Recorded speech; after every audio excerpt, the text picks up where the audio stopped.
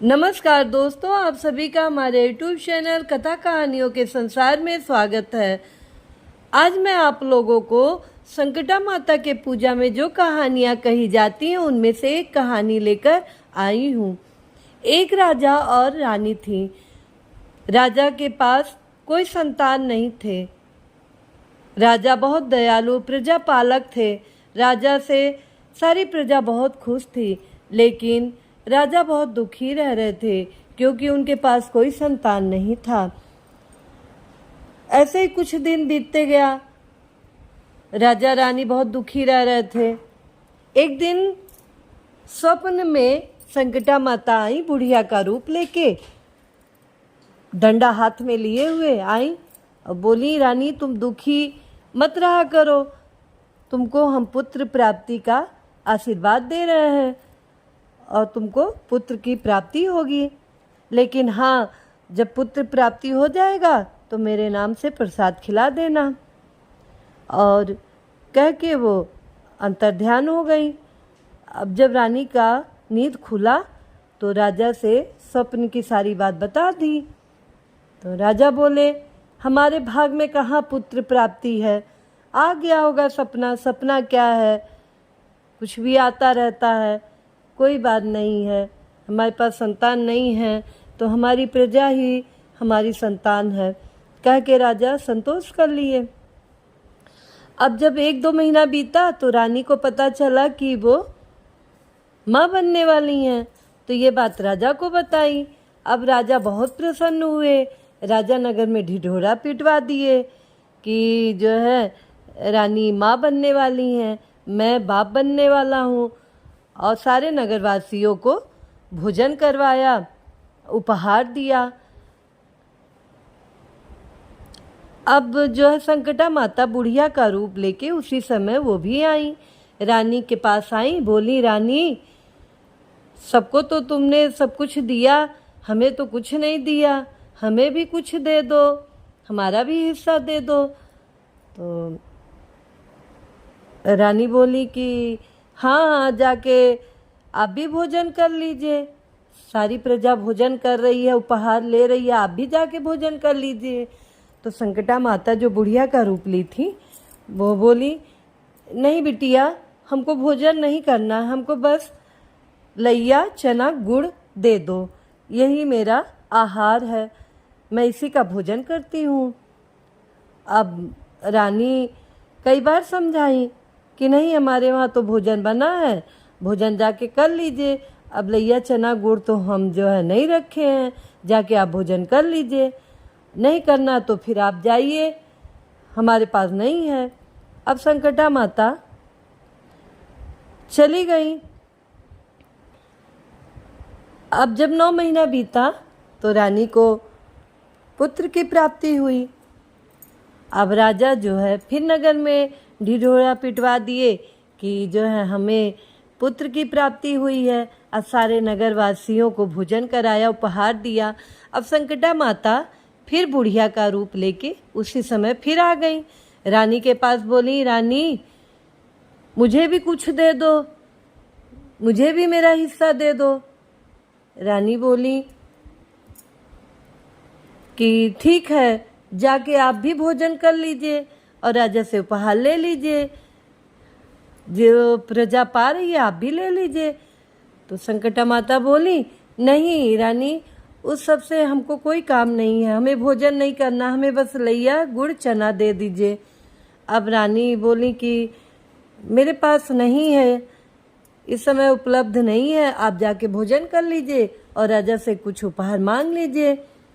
अब जो है संकटा माता फिर चली गई। अब धीरे धीरे राजकुमार बड़ा हो गया। अब ये हुआ कि अब राजकुमार की शादी कर दी जाए। अब राजकुमार की शादी के लिए एक राज्य के राजा की राजकुमारी के साथ तय कर दिए राजा। अब जब विवाह का दिन आया तो अब इधर बारात जो है अब तैयार होने लगा, बारात निकलने लगा। जब बारात जो है निकला, एक बन पड़ा, बन में बारात होके निकल रहा था। तब तक संकटा माता बुढ़िया का रूप लेके आ गई बारातियों के सामने। बोली कि मुझे दूल्हा दिखा दो। तो सिपाही बोले दूल्हे से क्या काम है आपको। तो अब जो संकटा माता बुढ़िया का रूप लेके आई थी बोली नहीं, मुझे आशीर्वाद देना है और जो है मुझे दूल्हे से जो है मिला दो। तो सिपाही सब बोले कि चलो, अगर ये आशीर्वाद देने के लिए कह रही हैं तो देख लें दूल्हे को क्या करना है। अब जब संकटा माता गई, दूल्हे को देखी, हाथ से छुई, अब वो जो है दूल्हा गायब हो गया। इधर माता जी भी अंतर्ध्यान हो गई। अब जो है अब खलबली मच गया, दूल्हा तो गायब हो गया। अब पूरे बारात में अब पूरे सैनिक परेशान हो गए, प्रजा परेशान हो गई, राजा परेशान हो गए। दूल्हा कहाँ गया, दूल्हा कहाँ गया, कहाँ चला गया दूल्हा कि नहीं मिल रहा है। अब ये खबर जो है रानी तक पहुंची कि जो है मेरा बेटा गायब हो गया है। अब इनको जो है इनका अब हालत रानी का खराब हो गया कि मेरा बेटा गायब हो गया है। फिर अब राजा जो है अब जो है राजकुमार को खोज रहे हैं पूरे वन में कि मेरा बेटा कहाँ गया, मेरा बेटा कहाँ गया। वो जो बूढ़ी औरत आई थी वो कौन थी, वो बूढ़ी औरत आई थी कौन थी। तो ये बात रानी को भी पता चला कि कोई बूढ़ी औरत आई थी, उनके छूने से हमारा पुत्र गायब हो गया। बस उनको स्वप्न की बात याद आ गई कि जो है एक बूढ़ी माता आई थी और जब हमारा 1-2 महीने का पुत्र पेट में था तब भी संकटा माता बुढ़िया का रूप लेके आई थी। जब मेरा बेटा पैदा हो गया तब भी संकटा माता बुढ़िया का रूप लेके आई थी। तो यानी वही मेरी संकटा माता है। और जो है वो जो है बोली थी कि तुमको पुत्र की प्राप्ति हो जाएगी तो मेरी पूजा करवा देना। और माता का पूजा हमने नहीं कराया, इसलिए माँ नाराज हो गई हैं और हमारे बेटे को गायब कर दी हैं। बस रानी उसी समय कहीं संकटा माता मेरा संकट हल लीजिए, माता मेरे पुत्र को वापस कर दीजिए, मैंने बहुत बड़ी गलती की है, मैं आपका पूजा ज़रूर करवाऊंगी माता, और मेरे पुत्र को ला दीजिए। लगी विलाप करने। संकटा माता जो है दयालु तो बहुत है माता जी, बस वो क्या की उसके पुत्र को उसी घोड़े पे बैठा दी। अब जो है सारे बाराती जो है लेके गए, शादी ब्याह करवा के उनका ले आए।